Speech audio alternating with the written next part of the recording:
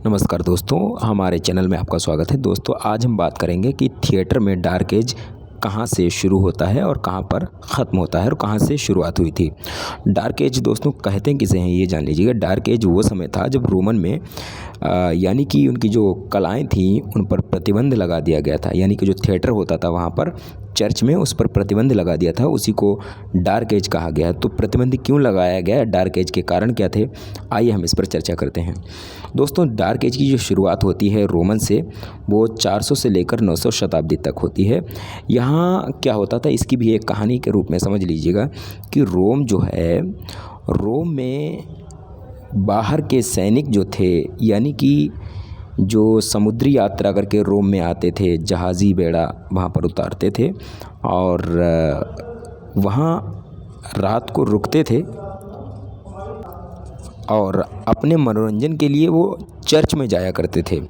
यानी कि रोम के सैनिक नहीं, किसी दूसरे देश के अगर सैनिक आते थे रोम में तो वो अपने व्यापार के लिए ही आते थे, लेकिन बाहर से विदेशी लड़कियों को लेकर आते थे, गुलाम लड़कियों को लेकर आते थे और थिएटर में बैठकर अय्याशी करते थे। क्योंकि चर्च जो था वो पूजनीय था ईसाइयों के लिए, तो वो चर्च में बैठकर शराब पीना या फिर अय्याशी करना, लड़कियों के साथ में हंसी ठिठोली करना और फिर अपने मनमाने ढंग से नाटकों का प्रदर्शन करवाना, पैसा देकर बोल्ड सीन करवाना, बहुत ज़्यादा वल्गैरिटी जो थी वो फैलने लगी थी। ठीक है, और वही जैसे कि कोई नाटक चल रहा है, अगर उसमें कोई बोल्ड सीन है तो उसको रुकवा दिया जाता था और कहा जाता कि फिर से इसका प्रदर्शन करो। यानी कि उस सीन को बार बार देखते थे वो अपने मनोरंजन के लिए। तो इस तरीके से चर्च के पादरियों को भी इससे दिक्कत हुई और उन्होंने इस पर प्रतिबंध लगाने की भरपूर कोशिश की, जिसके चलते वहाँ पर ईसाई और यहूदियों के बीच में युद्ध हुआ था, जिसको कैसेडियर कहा गया। ये वार जो है पूरे विश्व में 8 बार हुआ था। सिंपल सा समझ लीजिएगा, ईसाई और यहूदियों के बीच में एक युद्ध हुआ जिसे कैसेडियर कहा गया। और ये युद्ध क्यों हुआ, ये युद्ध जो था इसी को रोकने के लिए और इसको चालू रखने के लिए हुआ। जैसे मान लीजिएगा कि ईसाइयों ने अगर इसे रोकना चाहा तो यहूदियों ने इसे चालू करने के लिए कहा गया। तो जब इस युद्ध में ईसाई लोग जीते तो उनका आधिपत्य हो गया। जब उनका आधिपत्य हो गया तो वो अपने हिसाब से चलाएंगे चीज़ों को। तो उन्होंने क्या कहा कि अगर हम अपने धर्म का प्रचार करेंगे, यानी कि ईसाई धर्म का प्रचार करेंगे, तो सबसे अच्छा फंडा है इस वल्गैरिटी को बंद किया जाए। और उन्होंने चर्च से वो चीज़ें बंद करा दी।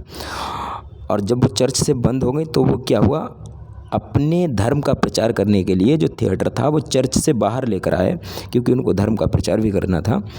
तो कुछ समय के लिए चर्च थिएटर जो है बंद हुआ था और 500 साल तक कुछ नहीं हुआ। मैंने बोला ना कि 400 से लेकर 900 तक, यानी कि 5 साल कुछ नहीं हुआ, नाटक नहीं हुए। धीरे धीरे जो शुरुआत होती है 533 एडी में नाटक की शुरुआत होती है। ये बीच में कैसे शुरुआत हो गई, इसका कारण क्या है, इसको क्या कहा गया। इस नाटक को मुंह का अभिनय कहा गया। यानी कि वो संवाद नहीं बोलते थे, सिर्फ अपने मुंह से जो थे एक्शन जेस्चर पोस्चर के माध्यम से छुप छुप कर नाटक करते थे 533 ईस्वी में। और 900 तक आते थे फिर से उसका विस्तार हो गया। इस तरीके से मुंह का अभिनय की शुरुआत हुई है। तो उम्मीद है आपको ये स्टोरी समझ में आ गई होगी।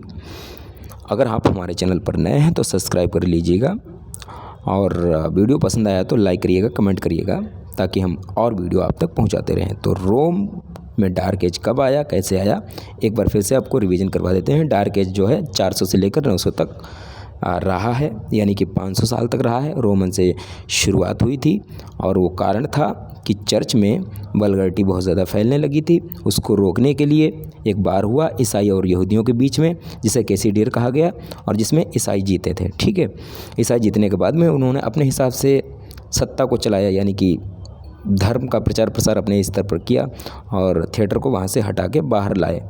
तो थिएटर भी यहीं से बाहर आया था। तो वीडियो अच्छा लगा तो प्लीज़ लाइक करिएगा और सबको दोस्तों में शेयर करिएगा। मिलते हैं एक नए वीडियो के साथ में।